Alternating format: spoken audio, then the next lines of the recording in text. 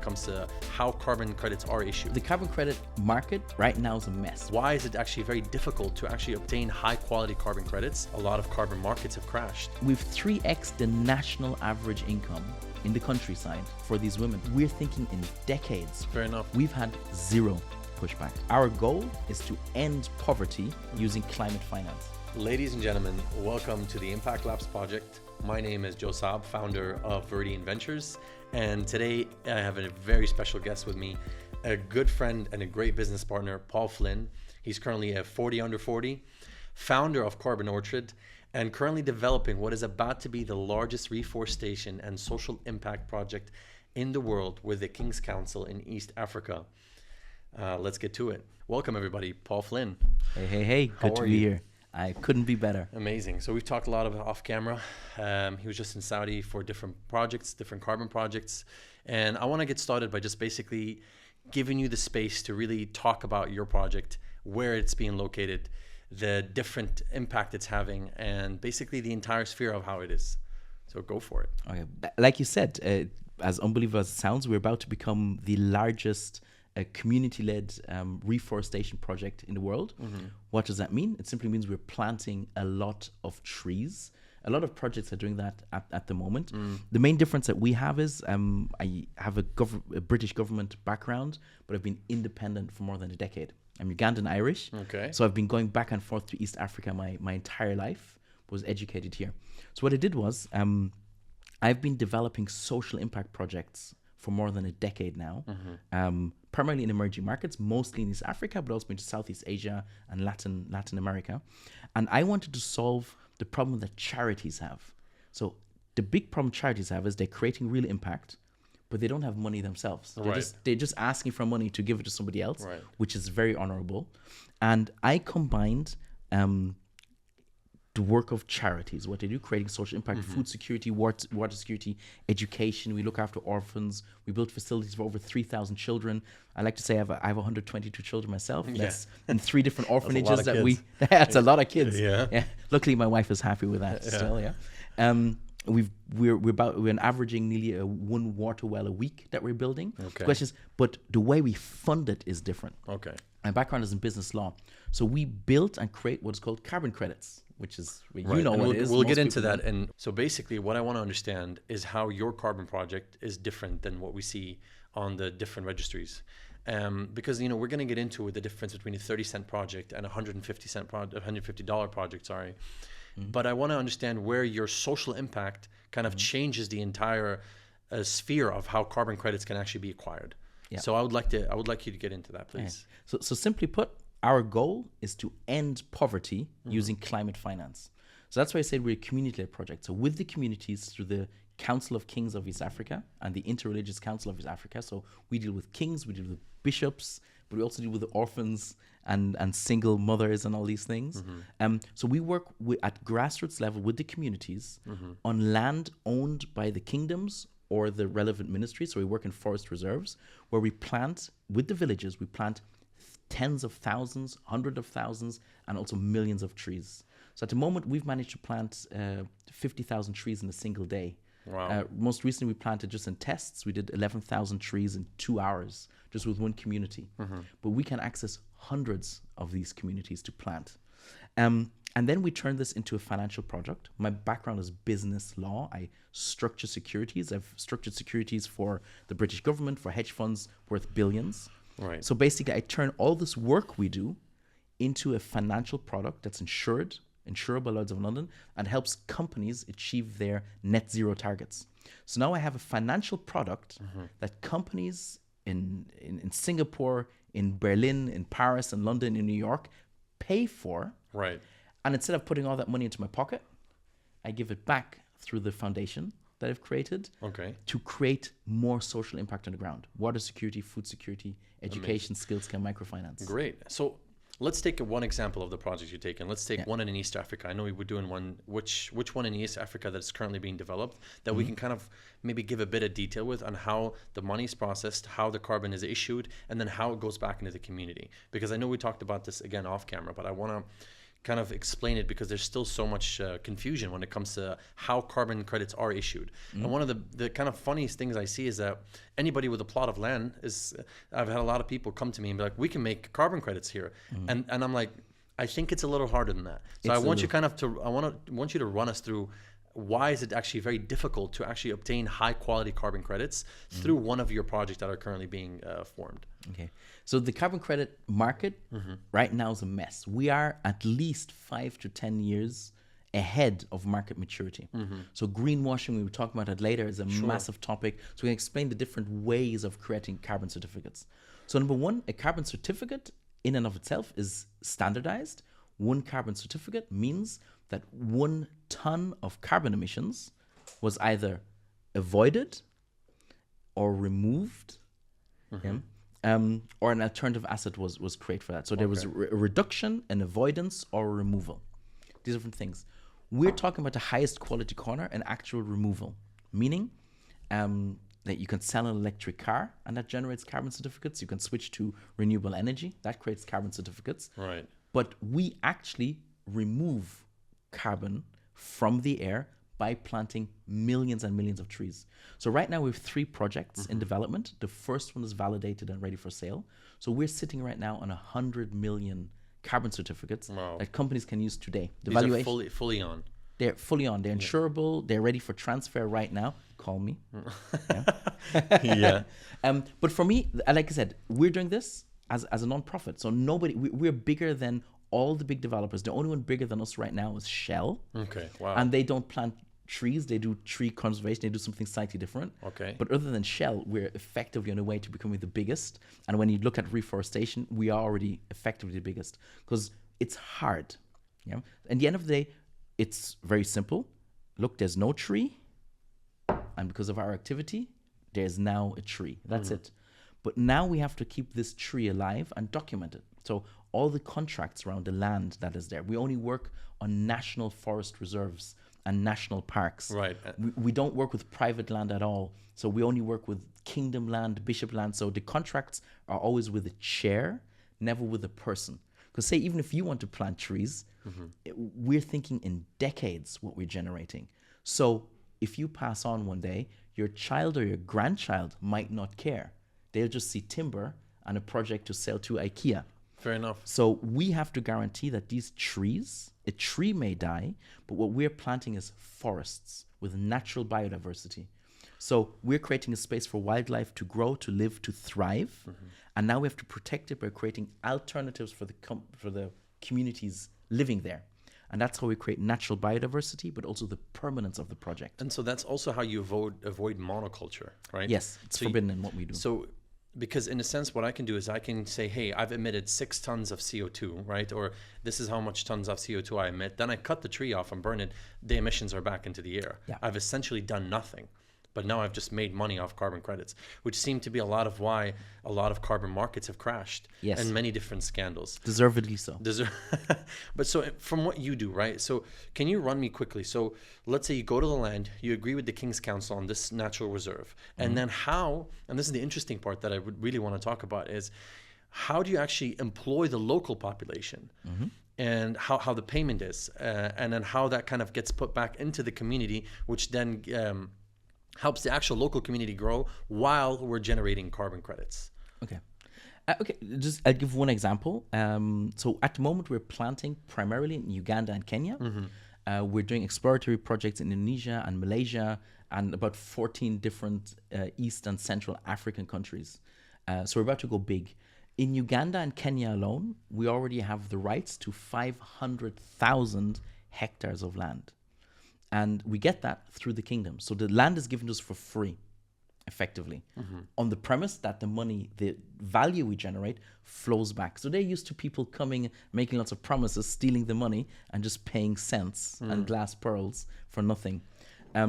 So it took a decade just to build the trust to have that. So I'll give you one example. So one thing anybody can Google is Kilifi Bay. Kilifi Bay? Kilifi Bay in Kenya. That because it's very easy to find. It's at the coast. There's literally like a circular bay off the Indian Ocean. It's north of Mombasa in Kenya.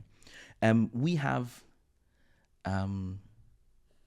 that's a single plot think we're looking at 20,000 hectares of land on that in that area. In that bay? Yeah, we're operating. The planting right now is on about 650 hectares of land. We're about to expand it. It's phase by phase. So in the core, the pilot project, we employed, first you need a tree nursery. In this case, actually a mangrove nursery. Okay. So we're employing just there 23 women full time to just look after and basically grow from the seed to seedling to something you can plant. Put in the soil and naturally. Exactly. Yeah. So just that is already 23 women full time. We're actually about to double it to about 50 women full time. They all have an average of 4 children. The average income in that area is $30 per month. Wow. Yeah, we are paying $100 per month per person. So essentially you've 3x'd it. We've 3x the national average income in the countryside for these women. So just because of this project, we're already putting over 100 children through school. We've built wells there. We've funded a fish farm project. So they have an independent income from us. So they're looking after the trees. They're getting paid for that.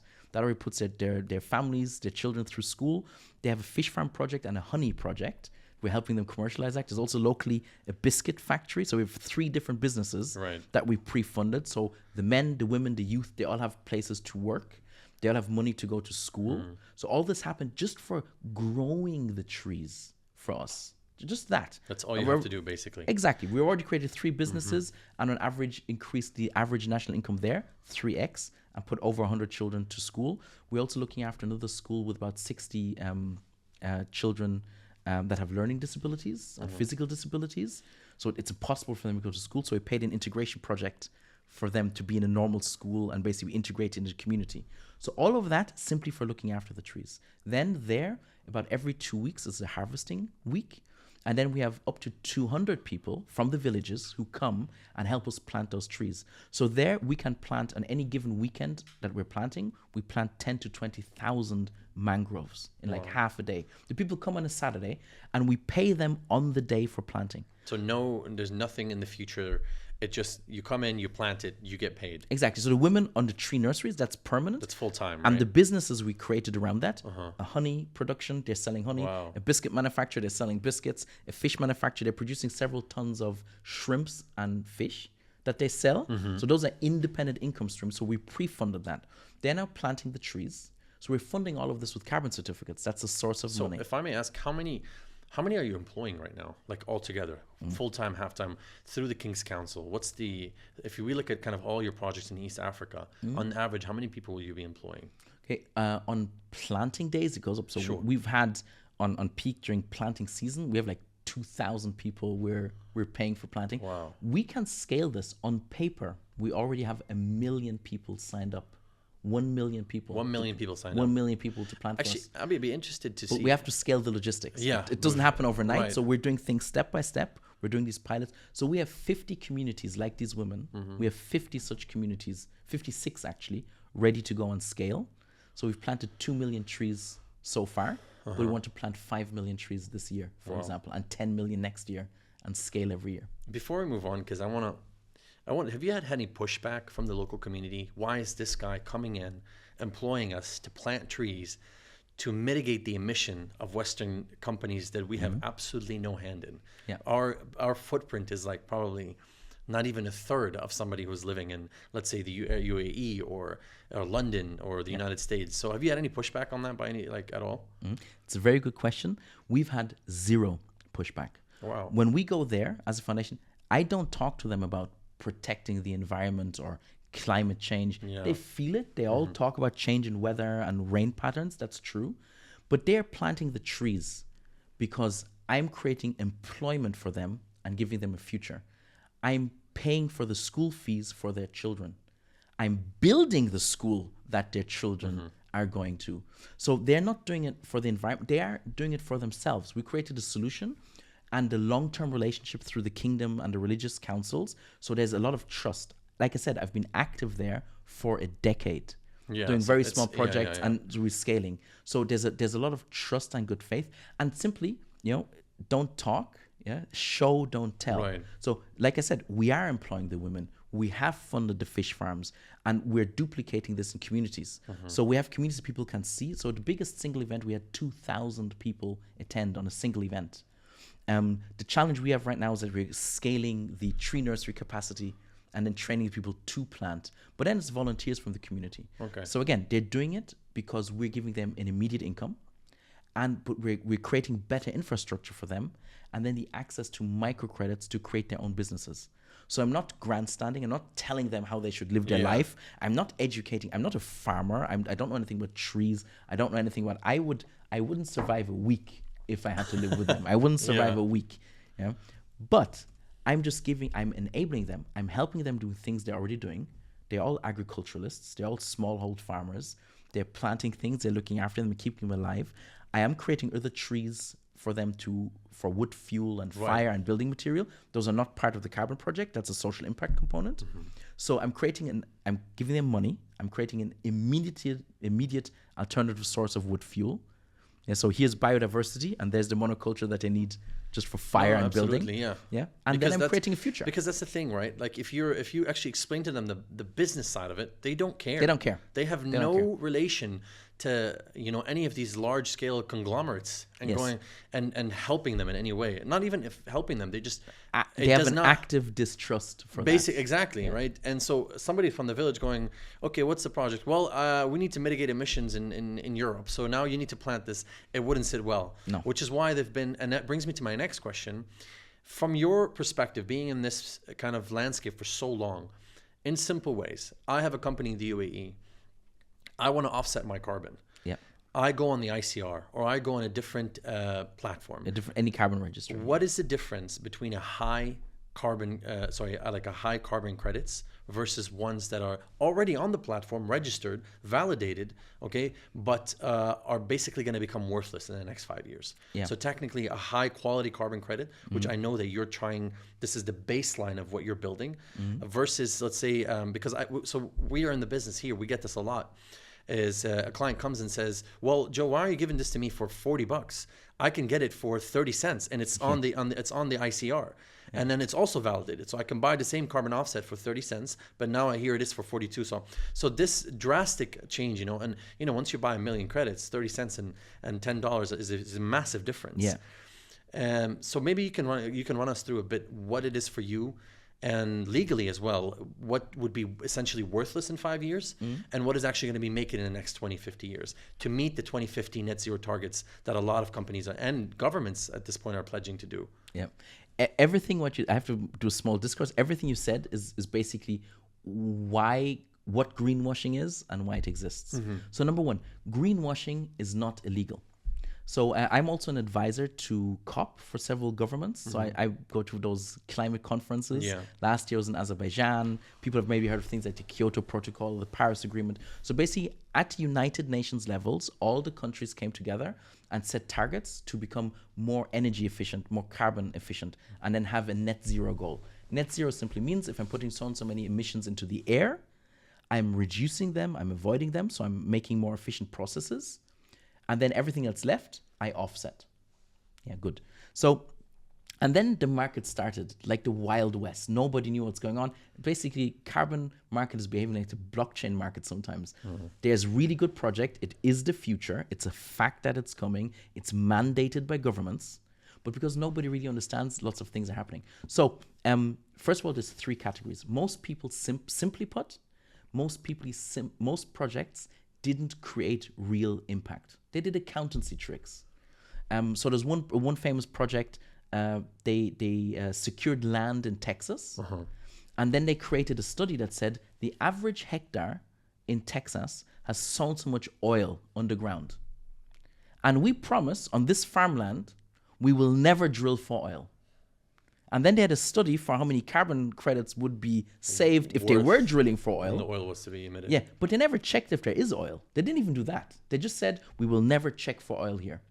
And those guys print more carbon credits than we will get after 10 years of planting with at least 100,000 people actively going out there day by day. So obviously, if you can save money on activity, why wouldn't you? Why wouldn't you? Yeah. So now we have this sense that you have carbon certificates and some are 30 cents or $1. Exactly. Yeah. But that's also because all they did was this. They created a legal paper. They just created paper. Or for example, they protected trees which is very important, but useless statistic. Every year, 15 billion trees are cut down. 15 billion trees are cut down every year. 5 billion trees are planted. And these trees are usually plantation trees, 99.99% plantation trees. So we're losing natural biodiversity, like the Amazon rainforest, and replacing it with plantation trees. Even if you count them, we have a 10 billion loss each year. So the three big projects I'm aware of that are advertising, MasterCard is planting 100 million trees in the next decade. Microsoft wants to plant, Microsoft, yeah. Microsoft wants to do 30 million trees in the next decade. We want to do 1 billion. So just that. But even if we're successful and everybody makes the 100% target, together the three of us, MasterCard, Microsoft, and us, that's 1.1 billion trees. But in that time, that's 1.1 billion trees planted. In that time, 100 billion trees will have been cut down. So this essentially makes no sense. No. It means we simply have to do more work. Right. And companies we want to teach charities, we want to teach NGOs to do what we're doing. We want to enable governments, or rather the communities that live there in emerging markets, to do what we're doing. Because the only way to achieve this goal is scale. And a pure commercial entity, there's enough money to be made. A pure commercial entity can't do that. But going back to what does the company pay for? Yeah, so if I'm basically, if I'm a company that I don't really care about sustainability, and you don't have to. We don't have to. And I don't care about sustainability. I don't care about your scope 3 emissions, your scope 2 emissions. I don't want to spend my budget on, counting my emissions or doing my ESG reports. I mean, you'd have to do at least the basic ESG compliance. report. Yeah, I just want to do the basic compliance. Yeah. But I don't want to spend money and the next 5 years be like, well, this is not worthless, Exactly. So how would you, let's say you're a general advisor, what would you have a manager look at in when they're trying to offset their carbon to actually invest in it, knowing it's a long-term return and their offset are actually emitting emissions from the air? Yeah, very, very good question. So the same way with people on the ground, I don't talk about global climate change. I talk about the impact. I talk about what's in it for them. So businesses can do two things. And number one, just be compliant and make sure that you don't end up in the news. A lot of companies are ending up in the news for greenwashing. And the truth is a lot of them are innocent. Do you want to name any? No. I don't want to name any. You can Google that. Yeah, there's a lot of them. Yeah. But the thing is, they were just saving money at the wrong point. So at some point, you have to point for quality. The number one thing you have to look at as a business, when you look at this, is the source of certificates. You don't have to care about impact. You don't have to care about anything I do. But what you do need to know is look at my certificates, my stamps of approval. I've been independent. All projects have been independently vetted. So number one question is there so-called additionality to this project? Was carbon removed from the atmosphere because of this project? Yes or no? So this project, for example, that didn't drill for oil, did they remove anything? No. Maybe they avoided something, but it's very dodgy. So they avoided things, but that might be meaningless. Energy efficiency. If somebody sells an electric car or built a wind turbine, they still have an energy footprint. They reduced, so if you switch to electric vehicles or to green energy, you reduced your carbon footprint. That's true, but you still didn't remove anything from the atmosphere. Right, okay. So only carbon capture technology projects remove CO2 from the atmosphere, or what we do, tree planting, biomass. And again, we're not planting trees. Trees die. We're planting forests. If they're protected the right way, that's why they're in forest reserves, they could still be there in 300, 500 years from now. Basically. The forest, exactly. Yeah. So once you plant it at scale, the forest looks after itself. So number one, additionality. Just be honest with yourself, dear sir. If it's a 30-cent certificate, what could they have possibly done? How much investment could have been actually put into it? Exactly. Right. To do a project that should last for decades. Yeah. So that's additionality. The next thing is biodiversity. Okay. Yeah. So did people plant plantations? Did they just plant banana trees or apple trees, or did they did they plant a forest that is self-sustainable? Again, we have to think in decades. Right. Next thing is permanence. Yeah. How are these trees protected? In our case, it's the integration of the community, creating alternatives, lifting them from poverty through different means. We're doing all of that to protect the forest. So we're reducing their need to cut down this forest. So we also have contractual assurance from the governments, from the kingdoms. It's not a person who decides on my private farmland. Right. I'll do it for the next 5 years, 10 years, 20 years. I literally get clients with Everybody so tries. much land. Is like, Joe, hey, can you help me build a carbon credit system here? We can make a lot of money. I'm like, And this is also bringing me to another quick question. It's like, I don't think people understand the reason for greenwashing is because a lot of the scandals came from the companies auditing themselves, right? Yes, self-certifying. Self-certifying. So, just for your project in East Africa, how many third-party auditors do you have? So every single location, Right. if it's 5 hectares or 5,000 hectares or 50,000 hectares, so we have to have, first of all, it has to be part of the national, so the country's nature reserve program. Okay. Which means the government itself is guaranteeing that this is part of a nature reserve, like the Yellowstone Park in the United States, something. Okay, that's number one.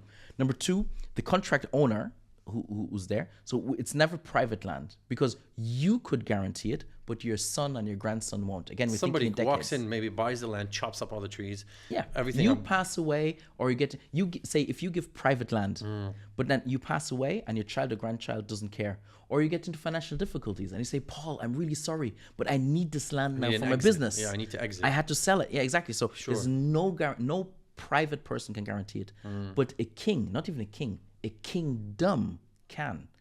Africa, also the Middle East, Southeast Asia, they have kingdom land where the kingdoms have existed for centuries. So we're making a contract with the throne. I get it. It's not even the king, it's the throne that the contract. So it's already part of the National Reserve Program, and then it's the kingdom guaranteeing it, or it's the religious institute, the bishops or the imams, the mosque or the church that are guaranteeing it. They're the guarantor. And again, it's not the bishop, it's the chair. So it's always an institutional partner that also thinks in decades and centuries. Makes sense. So that's it. So this land is not for sale. It's kingdom, and they're all part of foundations anyway. Right. So we have this longevity. They won't have those commercial issues. So forest reserve and land ownership is cleared. Then the communities, we have this alternative. Again, we don't talk to them about climate change. Like, protect these trees and your child will go to school. Protect these trees and we'll fund a business for you to make money that lift you out of poverty. Do they ever ask a lot of questions? They ask questions all the time. All the The time. questions, so when do I get the money? That's the question. Basically. But it's good. So legally, it's still chargeable. That component is charitable microfinance. It's 0% interest. And it if they keep the trees alive to maturity, it's considered paid. If they do cut down the trees, we basically go to the business. Listen, we funded your restaurant or we funded your fishing business. Okay, and that's all connected, basically. Exactly, it's connected. Okay. So you do have to control. Now, all of these contracts, all of these relationships, then there's an ISO standard for it. There's United Nations. There's money. Like the United Nations has a standard, the Clean Development Mechanism. That's for the planting. UNCDM, UNCDM. Then there's UN SDGs, Sustainable Development Goals. They've defined what you have to do and how you document these things. Then there's an ISO norm for the carbon accounting. So there's a lot of global standards. And that's all documentation, contracts. We have each land we record and document in a so-called KML file. It's just a file that you can feed into like Google Earth or different programs. And that's fed into a satellite company. So we can track this specific plot of land. Wow, okay. Yeah, there's global satellites. So we know we know the soil type. We know the trees that were there before. We know what happened 10 years before, because through the satellite company, we can check 10 years into the past. What was there before? So we can prove there was no tree and now there's a tree. And then so whoever buys these credits, let's say I want to buy 1 million credits, I get access to see all this data. So all the data of seeing if anything's happening to the tree or the forest, as you said. Yeah. Because you don't. This is a. Or even better. Even better. They don't even need to see it. All this is audited by worldwide leading companies. In our case, Esri is the biggest satellite company in the world, and we work with them. And we're about to become one of their flagship projects. We're working with a carbon check out of India. They're one of the biggest carbon validators, so-called validation verification body. They were the first company in the world to get the Paris Article 6 for global trade certificate. Man, I hear Article 6 Article all the 6. time. Yeah. There's only one company in the world certified, and that's the company auditing us. Yeah. So everything we're doing at the highest level. So everything is audited by professionals who do it, and they all have their own government accreditations. Right. And we have to do all these audits. First, the audit contract, and they still do random checks and open checks on the satellites. So they keep checking, are those trees really there, to sign off on those certificates. And we have to put all this paperwork then onto a registry. So even if you don't know me, you know that all this has to have happened. Even if you go away. Even if I go away. Even if I go away, it's all insured by Lloyd's of London, Kita. Amazing. So, ladies and gentlemen, if you or anybody wants to start a carbon project, I hope you think twice. Because, I mean, honestly, what is it? It's mostly documentation. I mean, It's a lot of it is just legal paperwork. Yes, and activating thousands of people with their And logistics. activating thousands of people. Yeah. Because, like I might be pressing on this a lot, but there seems to be an ease in obtaining carbon credits. And this is kind of why I was really interested to talk to you about it, because you basically, after, this is the way I think about it. After the market crashed, I think of it as what you're building is after the 2008 market crash in the United States. Or the 2000.com crash. Or the 2000.com crash. After that crash happened, you realize, hey, there needs to be very strict standards, which you're basically operating on. But those standards, which will actually be verified in the next 30, 40, 50, 60 years, are extremely difficult to obtain. And they're about 90% of the work. Yeah. If we can summarize it. And this will allow, and this is something very interesting, because I keep saying trees, you keep saying forests. Yeah. And that mentality of saying, instead of calculating what one tree emits after 20 years, let's say one mango tree emits after 20 years, you're looking at what does the entire ecosystem of that forest in itself emit. Yes. So that is a shift in thinking in itself, which I'm very sure, after speaking with a lot of leaders here, especially in the UAE, that's where we're based, that it's just they focus on the tree and how much it emits and how fast can they get their carbon and with the least amount of spending possible. Exactly. Yeah. So that's why one of the key tenets. So at scale, what we're doing is at scale. Anybody can secure some land, hundreds or even a few thousand hectares, and do a commercial plan. But they have to be honest with themselves. They're creating a plantation, and there is justification for that. That's interesting. That's not what we're doing. Right. We're doing this at scale. So carbon projects make the most sense at scale because, to be honest, so creating an apple plantation or a rubber plantation, like trees rubber plantation, that is commercially more viable than what we're doing. For us, it works because through the kingdoms, we get the I said 500,000 hectares of land. Imagine trying to buy that. That's very expensive. All the contractual hassle to buy it. We don't. We contract with the kingdom. We're their partner. We're actually their executive in this thing. So, and that's because we think social impact first. Again, our goal, we are a carbon project, or rather, we are a social impact project disguised as a carbon project.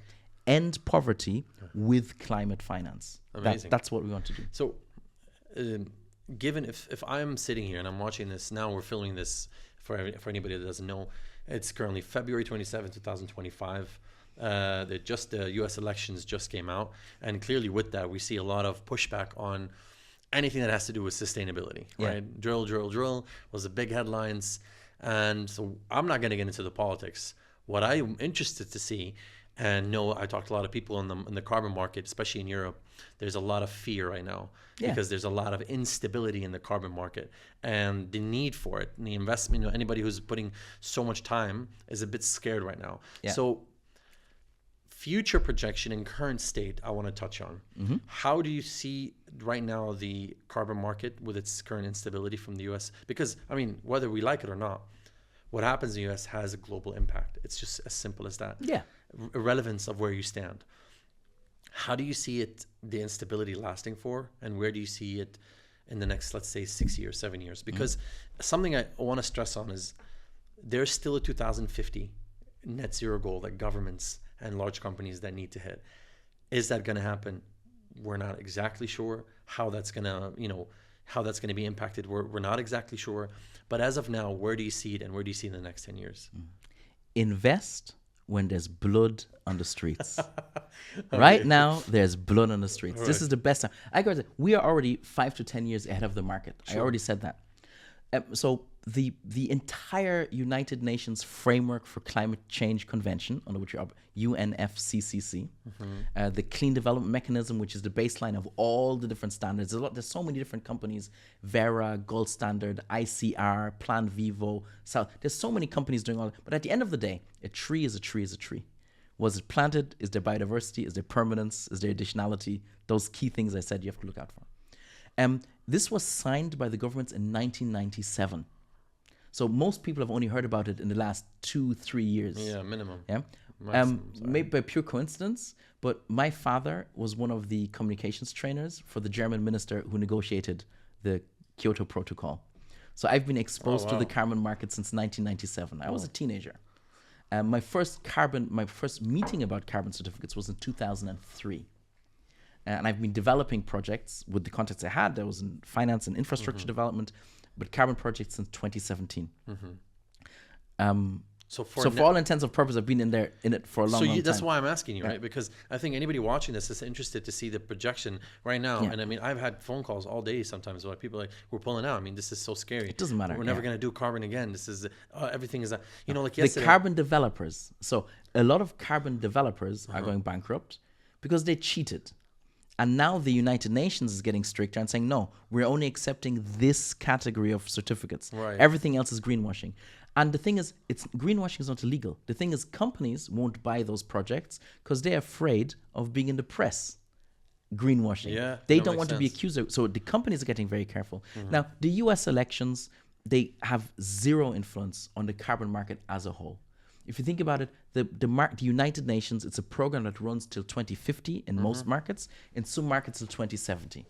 Will Trump be president in 2030? Well, he could be king. Yeah, I don't want to. This is not a political podcast. Yeah. But the first thing he did on the first day in office was he canceled a lot of executive orders by Joe Biden.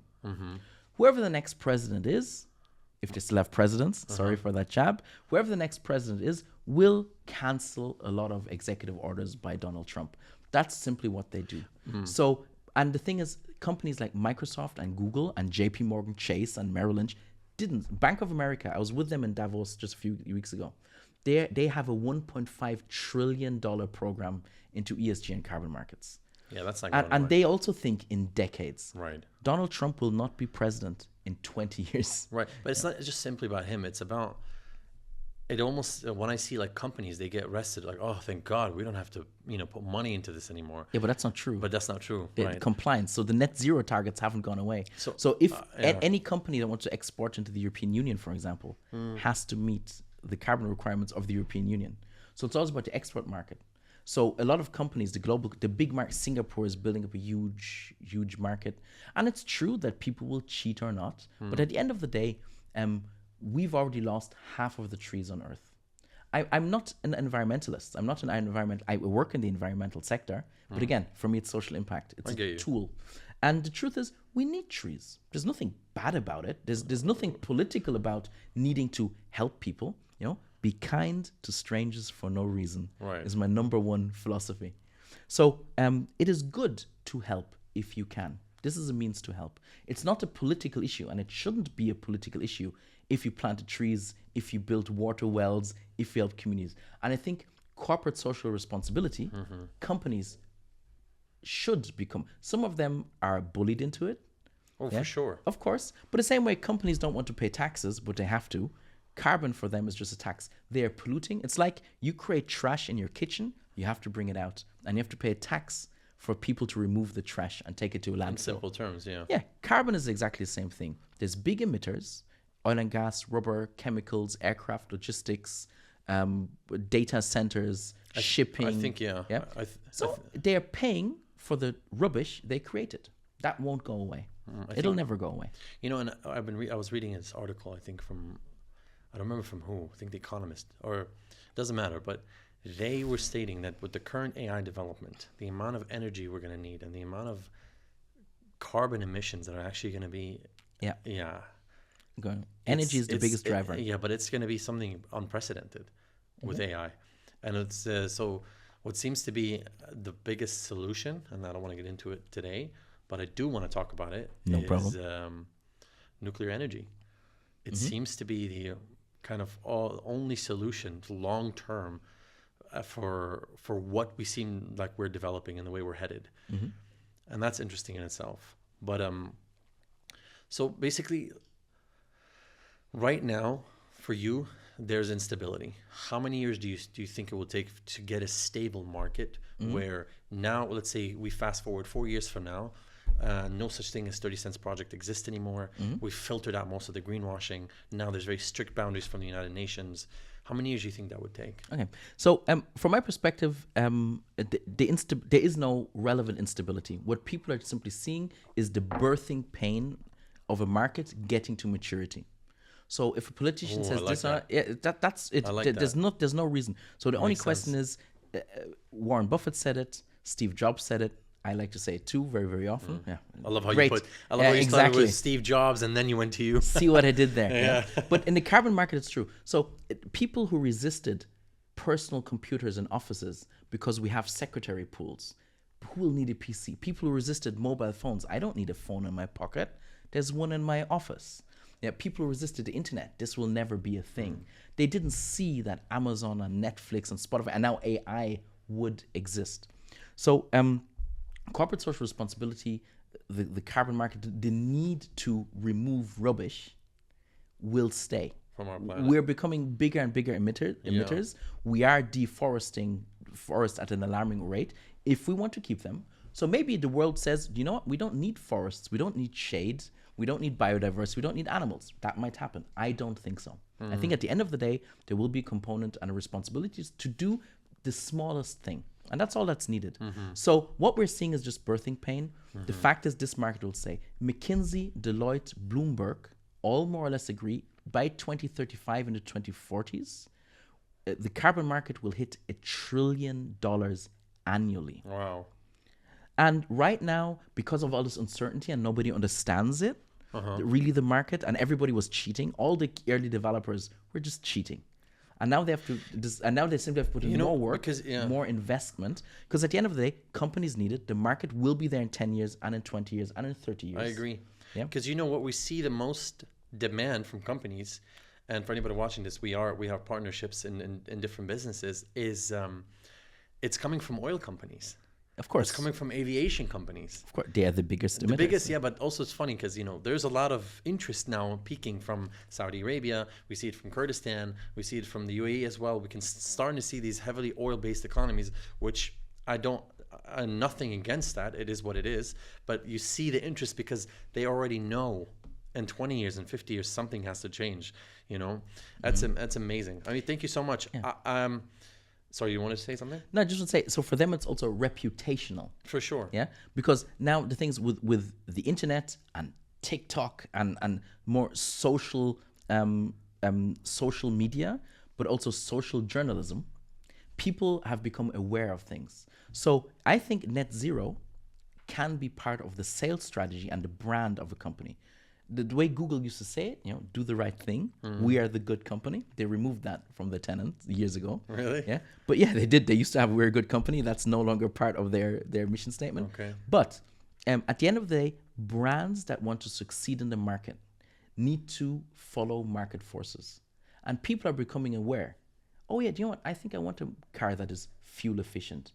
I want a business that, I'm aware if I fly a plane, it's producing tons of emissions. Right. What is Qatar Airways doing to offset that?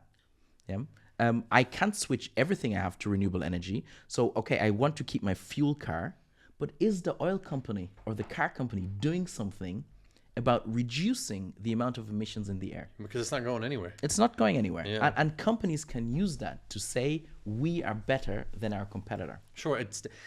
One thing the interest comes from first a marketing perspective, then a competitive advantage. And compliance. Compliance, of course. But compliance comes first, and then they're like, well, how can we actually utilize How this can we make money from this? it? And that's the thought. And that's the conversations we're having with CEOs. Right. Because don't look at it as a cost. Look at it as an opportunity to be a first mover in a market for your business and be the company that with social responsibility and impact does something. A company that can claim, buy this handbag, buy this car. Yeah, it may not be a fuel car, but we're greener than a Tesla. Do you know how many water wells buying this car will create? Do you know how many children you'll be helping by buying this car? Do you know how many trees we planted by doing this? You went on a holiday to Mauritius, right? That island is sinking. We're helping prevent that. That's what companies can say. No, I get it. Okay, great. Thank you so much for your time, Paul. I want to end this with just 3 minutes. Rapid fire round. Ooh, sparring. The most exciting carbon offset project you've seen recently. Go for it. Next to ours, the Green Wall Sahara project. Across multiple projects in Sahara, several countries have aligned under a foundation. We're advising on several of those corners. Where is this? So it's Mali. It's Burundi. So it's the entire from West Africa to East Africa through Sudan. The borderland they're basically trying to prevent the expansion of the Sahara, and they're basically creating literally the Green Wall project. They want to plant billions of trees over the next decades to basically create a barrier for the expansion of Sahara. Wow. So it's water pumping, accessing water wells, doing all that. We're a big part of it. Very excited about that. One misconception about carbon credits that need to be debunked. Yes. Carbon certificates, carbon credits, carbon removals are real. They're creating real impact. Because of all the greenwashing, it has a deservedly bad reputation. But carbon offsets done right have a massive impact that will change all our lives. Amazing. Your top tip for companies just starting their carbon offset journey. Right.